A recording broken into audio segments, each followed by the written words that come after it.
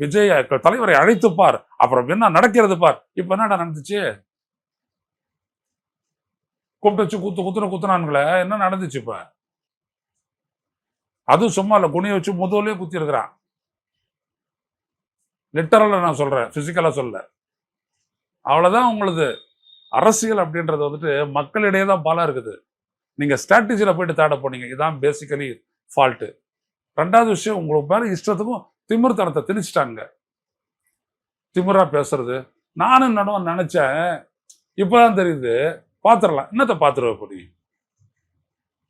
சொன்னல பாத்திரலாம், என்னத்தை பாத்துருவ நீ? இல்ல, இது ஒரு நல்ல டைம் அவருக்கு. அவர் வந்து பாஜக அட்டாக் பண்ணாருன்னா அது ஒரு ஒரு வேவ் அந்த ஏற்படுத்தும். ஆளு என்னைக்குங்க அட்டாக் பண்ணிருக்கிறாரு? ஆரம்பத்துல இந்த கரூருக்கு அப்புறம் அட்டாக் பண்ணனால கூட பரவாயில்ல. விஜய் என்னைக்கு அட்டாக் பண்ணாரு? பரந்தூர்ல அட்டாக் பண்ணாரா? பரந்தூர் விமான நிலையம் டெல்லி ப்ராஜெக்ட், இவங்க நிலத்தை மட்டுமே கையகப்படுத்தி தரக்கூடியது, அவ்வளவுதான். நீ யார் அட்டாக் பண்ண? தமிழக அரசு மட்டும் அட்டாக் பண்ண, அதானே?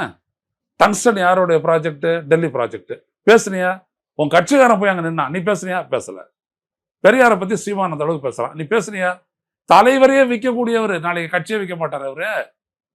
ஏங்க, பெரியார் தானங்க உங்களுக்கு தலைவர், அம்பேத்கர் தானே தலைவர், பெருந்தலைவர் காமராஜர் தான் தலைவர். அவரை விட்டுட்டு எம்ஜிஆர்ன்றீங்க, அண்ணான்றீங்க, ஜெயலலிதான்றீங்க.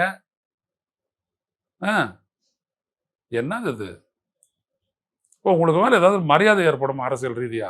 நீங்க துக்கத்துக்குலாம் செய்தி ஊடகங்களும் எல்லை மீறி சில விஷயங்கள் சொல்றாங்க. ஃபாரின் ஃபண்ட்ஸ் அவருக்கு வந்ததாக சிபிஐ கண்டுபிடிச்சிட்டாங்க.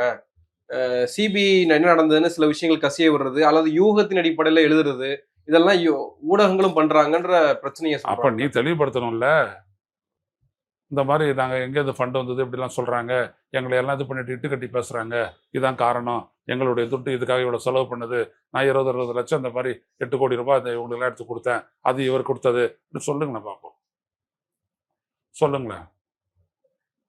ஒரு ஆம் ஆத்மி கட்சி தொடங்கின உடனே பிஜேபிக்கு எதிரான கட்சி, காங்கிரஸுக்கு எதிரான கட்சி, அவன் எல்லாத்தையும் போட்டான். 10,000க்கு மேலே யார் கொடுத்தாலும், 20,000க்கு மேலே யார் கொடுத்தாலும் அதெல்லாம் வந்துட்டு போட்டான். அந்த மாதிரி நீ போட வேண்டியதானே? உனக்கு தான் கூட அப்படியே வந்துட்டு ஒரு பிலி இருக்கிறார், ஐடி பிலி வச்சுட்டு போட வேண்டியதானே? ஏன் போடல? அந்த ஆளே வந்துட்டு லாட்ரி பணம், நீங்க அதை பத்தி ஒண்ணுமே கவலைப்படல, அதை வச்சு நீங்க கட்சி நடத்துறீங்க. அப்புறம் என்ன இருக்குது? விஜய் பத்தி பேசுறது வேஸ்ட்டுங்க. It is waste of time.